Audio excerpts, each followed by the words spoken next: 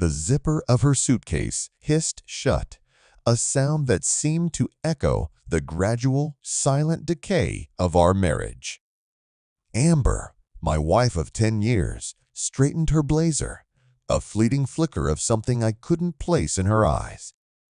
Nervousness, maybe. I had been told she was heading to a work trip in Chicago, a 3-day conference that, if I'm honest, felt more like a 3-day escape. Amber had been distant lately, working late, whispering on phone calls she always took in another room, a new perfume lingering in the air like a ghost from another life. Tiny cracks had started to appear in the foundation of our home, but I refused to see them. I loved Amber. Loved her fiercely, desperately, and convinced myself it was simply stress or tiredness, anything but the truth that loomed large and clear in my mind that night. As I tucked our daughter, Lily, into bed, a wave of nausea overcame me. The feeling, deep in my gut, was undeniable. Something was wrong. When I returned to the bedroom, Amber was gone. Her suitcase lay on the bed, a silent accusation. A gut feeling, something primal and instinctual, urged me to open it. Inside, nestled carefully between neatly folded clothes, was her iPad. I hesitated. This felt wrong. A violation of trust, even though that trust had already been crumbling. But the gnawing suspicion was stronger. I powered it on, hands trembling, and the screen lit up with an open email from Wyatt, a colleague of hers. My blood ran cold as I read the words, "Can't wait for Chicago, baby. 3 days just with you." The room seemed to close in on me. Chicago wasn't a work trip. It was a rendezvous. Amber, the woman I'd built my life with, the mother of my child, was having an affair. Cold fury surged through me, unlike anything I had ever known. I felt detached, as though I were watching myself from outside my body.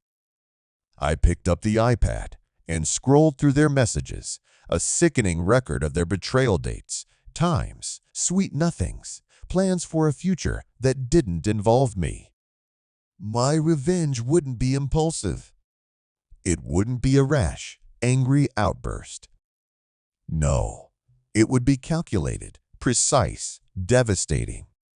I printed every message, every photo, every damning piece of evidence, and placed the stack neatly inside her suitcase, right between her silk scarf and her favorite dress. And there, next to the incriminating proof, I placed a small framed photo of Lily, her innocent eyes staring up at me. A silent accusation. The next morning, I played the dutiful husband. I made coffee, packed Lily's lunch, kissed Amber goodbye. My lips brushed her cheek in what felt like the ultimate act of betrayal.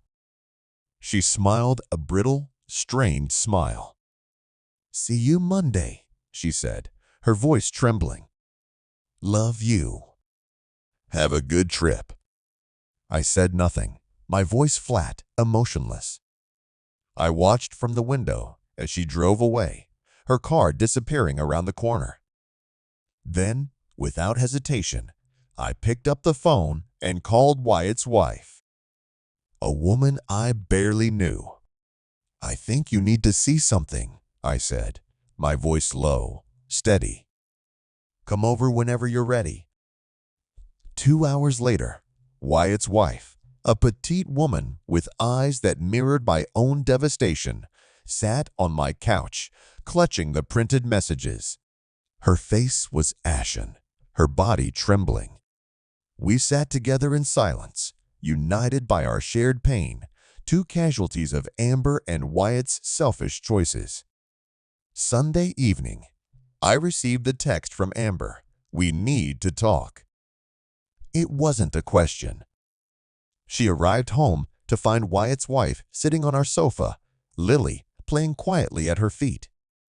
Amber froze in the doorway, her eyes widening when she saw the pile of printouts spilling from the suitcase. The color drained from her face. She swayed, her hand flying to her mouth before collapsing onto the floor. The confrontation that followed was brutal. A storm of tears, accusations, and recriminations. Wyatt's wife, initially stunned and heartbroken, found a steel resolve. She left with their 2 young children, leaving Wyatt a voicemail I could hear clearly from where I stood. Short, sharp, final. Amber, stripped bare of her lies, could offer no defense. She sobbed, begging for forgiveness, but her words felt hollow, meaningless. The damage was done. The trust was shattered. The life I thought we had built lay in ruins around us. Lily, thankfully, slept through the entire ordeal. The next morning, I gazed at Lily's sleeping face. Her features, so similar to Amber's, filled me with a profound sadness, a grief for what we had lost. But beneath that sadness, a flicker of resolve began to burn. I would protect Lily. I would rebuild my life, brick by painful brick. I filed for divorce. Amber moved out, a ghost of her former self. Wyatt, abandoned by his wife and ostracized by his colleagues, left the city, his reputation in tatters. The months that followed were a blur, legal proceedings, sleepless nights, and the constant ache of loss. But slowly, painfully, I began to heal. I focused on Lily, on being the father she needed. I started therapy, confronting the anger, the pain, the betrayal. I began to rebuild my life, focusing on my career, my friends, my family. Years later, I am no longer the man I once was. The naive, trusting husband is gone. He has been replaced by someone tougher, more guarded, but also more resilient. The scars remain, reminders of the pain I endured, but they no longer define me. I've learned to forgive, not for Amber, not for Wyatt, but for myself. Forgiveness wasn't about condoning their actions. It was about releasing the anger and bitterness that poisoned my soul. It was about letting go of the past and embracing the future, a future that is mine to create, a future filled with hope and the unwavering love of my daughter. The pain lingers, a dull ache in my heart, but it no longer holds me captive. I am free.